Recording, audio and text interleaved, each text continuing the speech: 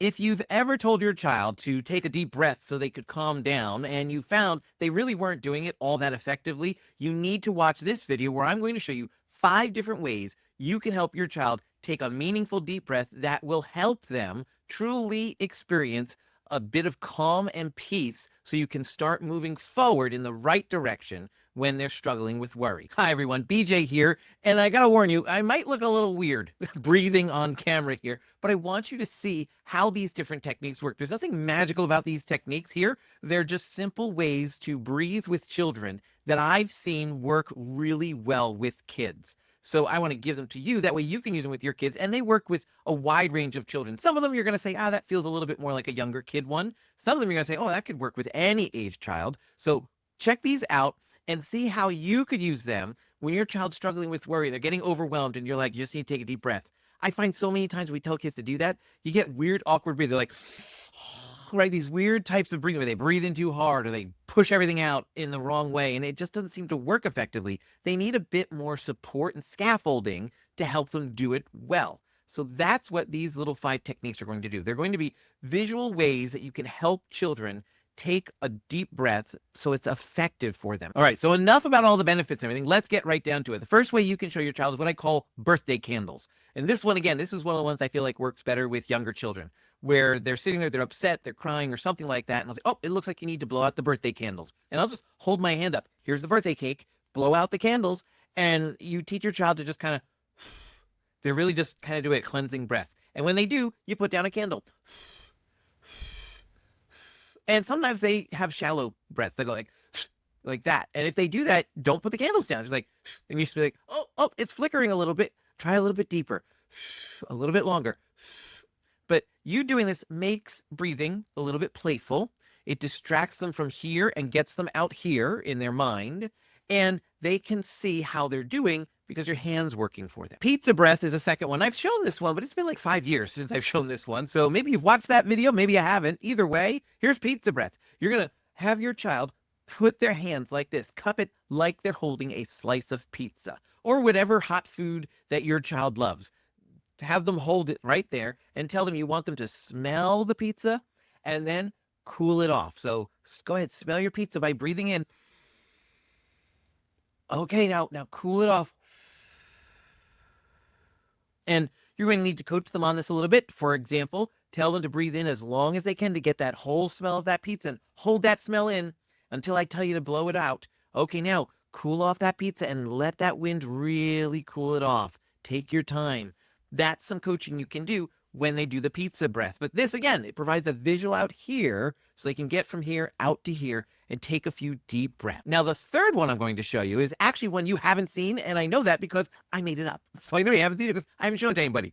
And it involves a rubber band. I got this idea from seeing some of those videos online where it's like, breathe according to the expanding and contraction box, or there's a star that's getting bigger and smaller. And so just look at this and follow your breath to follow that. And I thought, that's great, but I don't always have that on me. But if I have a rubber band somewhere, we can do this as well, where I can hold the rubber band for my child. Okay, follow the rubber band. When it expands, you breathe in. When it contracts, you breathe out. Make sure you go the same pace. And so we're going to go and out and in and out. Right? And I'm helping my child pace by how I pull and how I contract. And I'm helping my child hold that breath when it's out here for just a second or 2 or 3, and then bring it in here. Having this visual helps your child really focus. It gets their focus again out of their mind and onto something else. And it helps their breathing just last and go the same way it should go, where it's a deep breath in and a deep breath out to push it out. You could give this rubber band to your child if you feel like they can handle that. I wouldn't do it the first time. I would train them for a while with this. But when you think they're ready, based on their age, stage, and maturity there, go ahead. It'd be great if they had this technique just for themselves. It'd be so independent. You could even leave this in a little cool down area, take a break spot, and just say, go get your rubber band. Just need to take a few deep breaths. And it becomes this extra tool for you. You can get a whole bunch of these. They come in lots of different colors. Have some fun with this one. It doesn't just have to be this boring rubber band that I have here. All right, I've got something else with this fourth one. It's this. Oh, wait, this isn't the fourth way to breathe. This is something you should do. If you're finding this helpful, or if you even thought this was a cute way to get you to hit the like button, hit the like button. It really does help a whole lot. So go ahead, hit the like button, and then watch the fourth way to teach your kid to breathe deeply. All right, the real fourth way to help your child breathe deeply is actually to add a spiritual element to deep breathing. It's called a breath prayer. And this is, you can take any scripture that you want and set it to breathing. I'm going to show you one that I use with children where we teach kids to breathe in saying one half of the statement and out saying the other half of the statement. It's a great way to get God's truth in as well as do some real meaningful work with breathing. So I might say something like, I can do all things through Christ who strengthens me. I can do all things through Christ who strengthens me. And I might even, as a parent, move my hands back and forth like this to help them.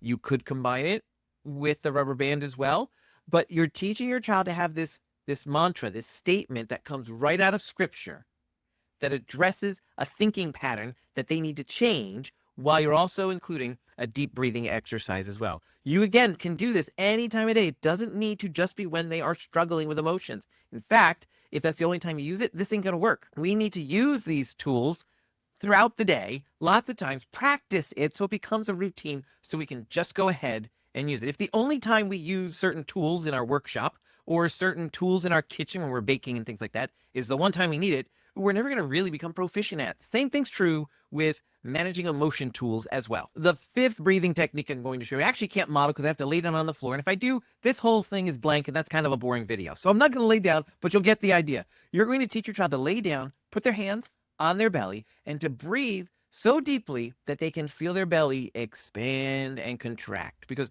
good deep breathing, yeah, it's in the lungs, but you feel it in the belly. You can watch your belly rise and fall, rise and fall. Eventually, as your children get good at this, they don't need to lay down. They could actually stand and do this, but it's usually most effective laying down. Is it okay for you to lay down next to them? Absolutely, you can do that too. Make this enjoyable, make this fun. Your kid right now, if you're using this, is likely struggling with feeling anxious, worried, upset.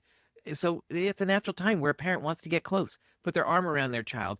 Make this a relational time where you're showing your child, I love you, I'm here for you, I'm going to support you as you navigate this tricky emotion that you're feeling right now. And we know that deep breathing really does help a lot. It lowers the stress levels in your body, increases oxygen flow to all areas of the body. There's so many things. Go ahead and Google it if you want to find out, but there's so many good things that you gain from deep breathing. And it doesn't just need to be when children are feeling anxious or worried or upset. You can use this throughout the day with your child.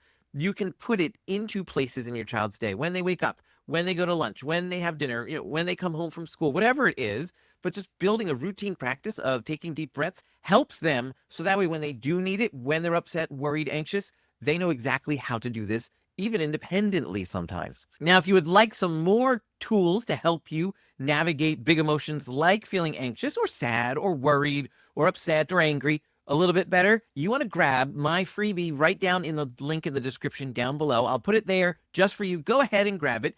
And I've got a lot of other videos all about helping your child who is struggling with worry and feeling anxious. In fact, I'm going to put the next video